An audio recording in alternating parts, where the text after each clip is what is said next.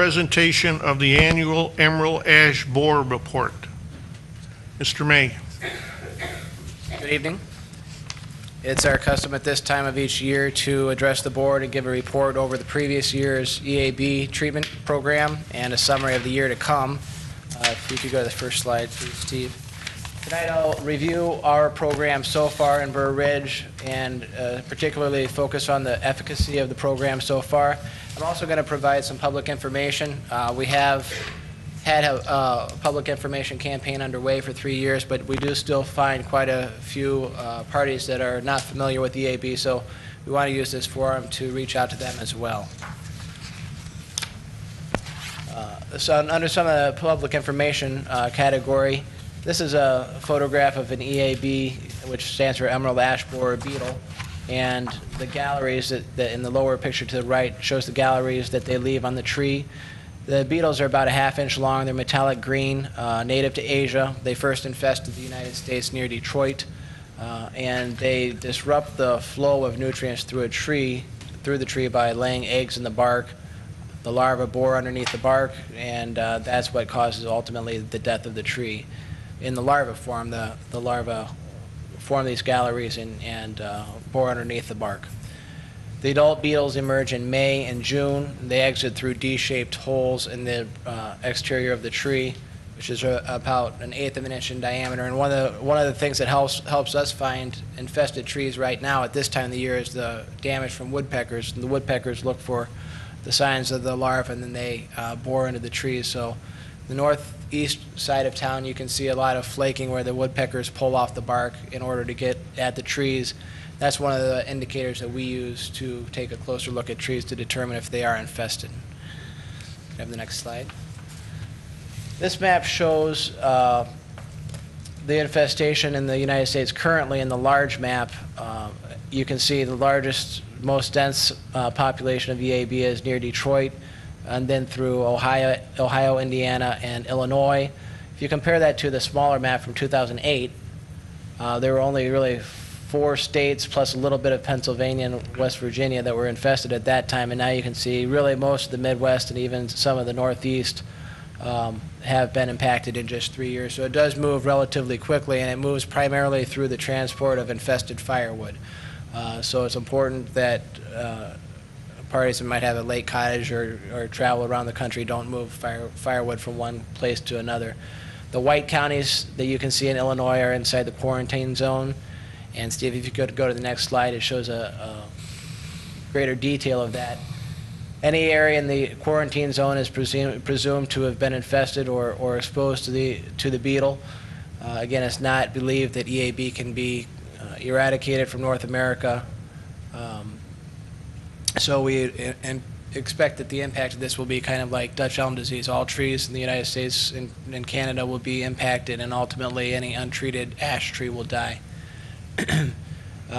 The quarantine zone in northeastern Illinois includes most of the state, northeastern portion of the state, and firewood and so forth can be transported within the quarantine zone but not out of the quarantine zone. If you could go to the next slide, please.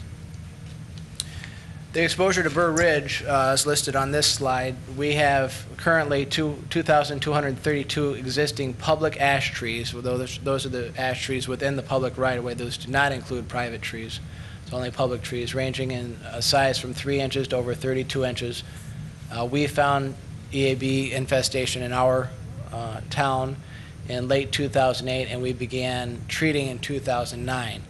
If you recall, at that point, there was quite a bit of discussion at that point. Treatment methodology really hadn't been fleshed out, and most parties that had been infested prior to us had been just removing trees. We felt that treatment would be a more economical solution and would also allow us potentially to preserve some trees.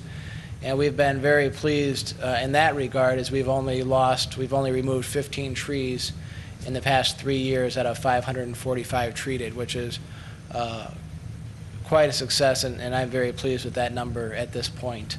Some of the subdivisions with the largest exposure of ash tree populations, and again, this is public trees only, trees in the right-of-way.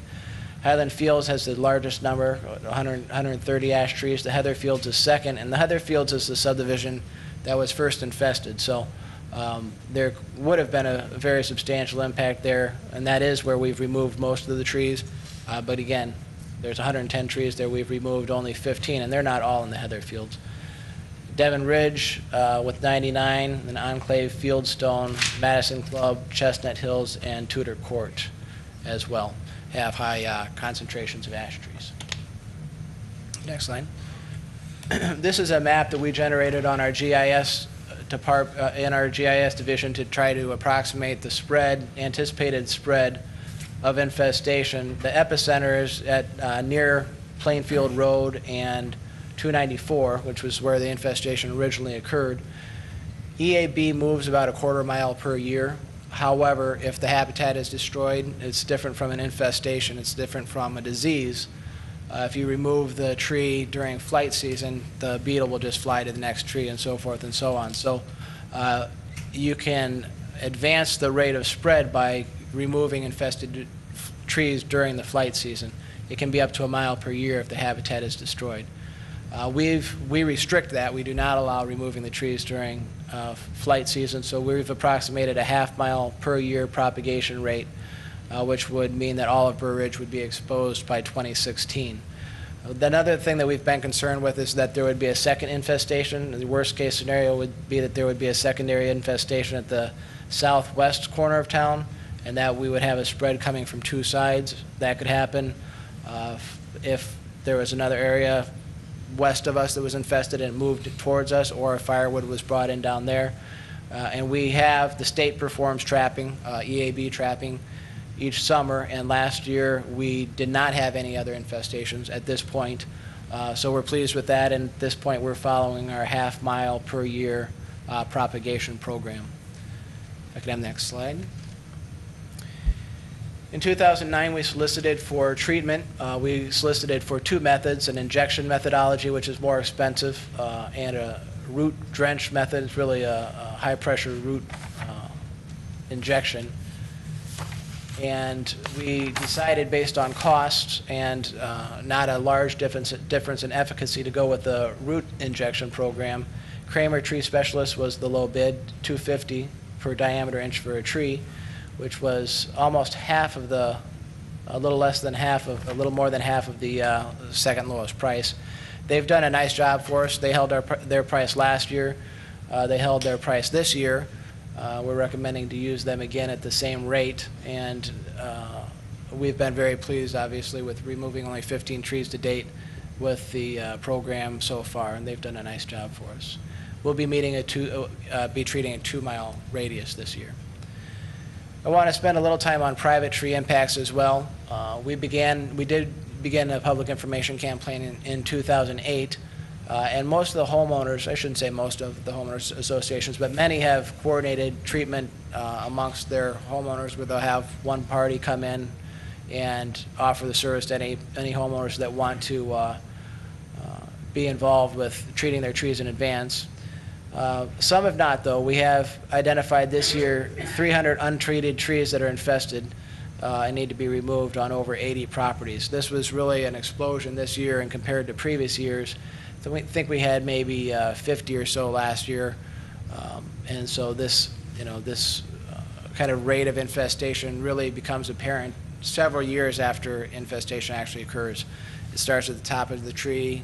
It's difficult to see, difficult to identify, and by the time a tree gets to the point where we can really confirm that it is infested, there's really not a lot that can be done for it at that point, unless it's still fairly early on in the infestation period.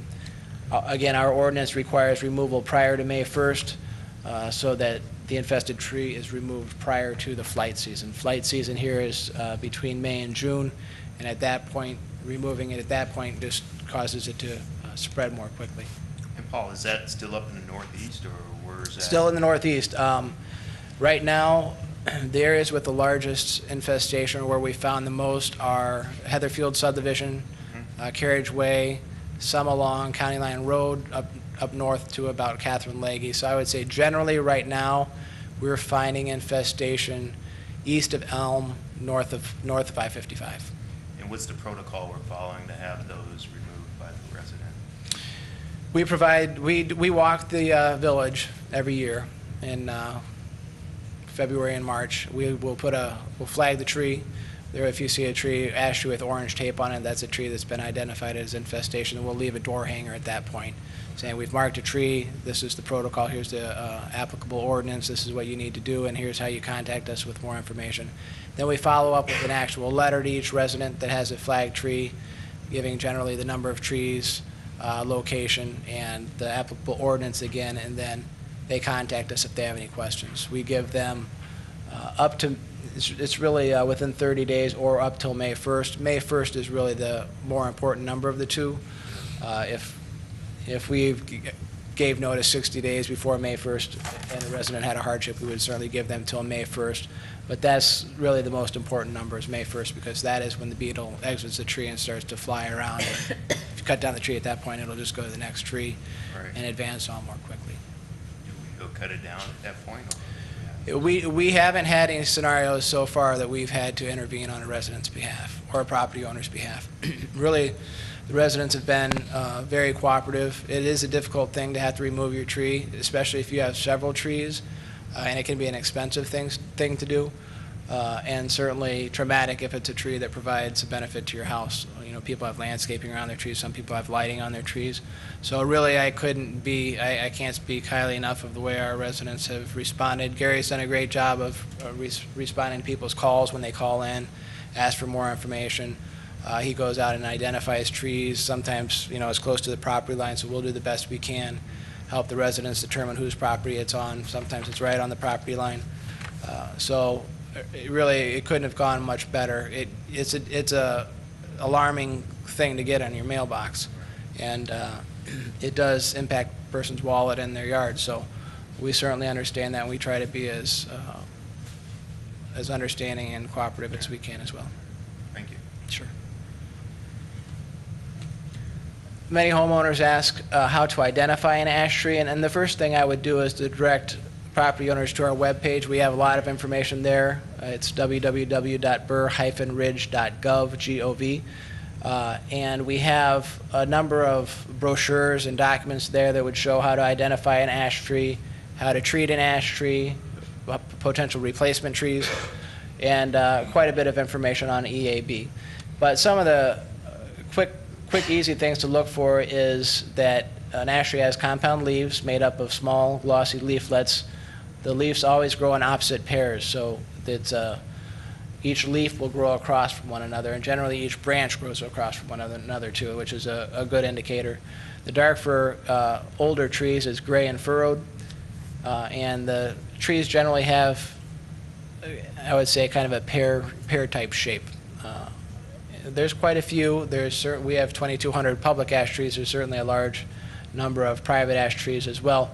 So if homeowners have a question about whether they have an ash tree, I would direct them to this page, and there we can provide them quite a bit of useful information there that would help them determine if they have an ash tree or not. If they still need assistance, they can certainly call us, and we can do a courtesy inspection when time permits.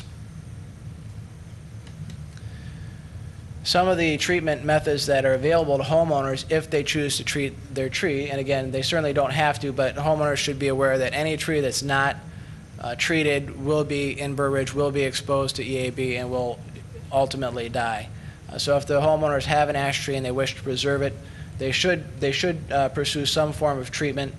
There is an injectable form of treatment which is more expensive, but some people believe it's more effective if your tree's already been infested, as opposed to the root drench methodology, which I'll talk about in a moment. There's a number of injectable treatments. The triage is the one that seems to be most widely used and is approved by the Department of Agriculture.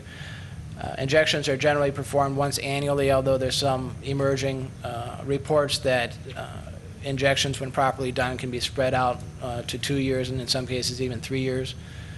They're not generally available to the public, so they would have to be injected by a arborist, certified arborist. And they can provide, again, more immediate treatment, or if there's a very large tree where it might take several years for enough insecticide to permeate through the tree, and the root drench method, this may be a preferred alternative. Our cost that we were finding for injectable insecticides are about $14 per diameter inch. So a 15-inch tree would cost about $210 to treat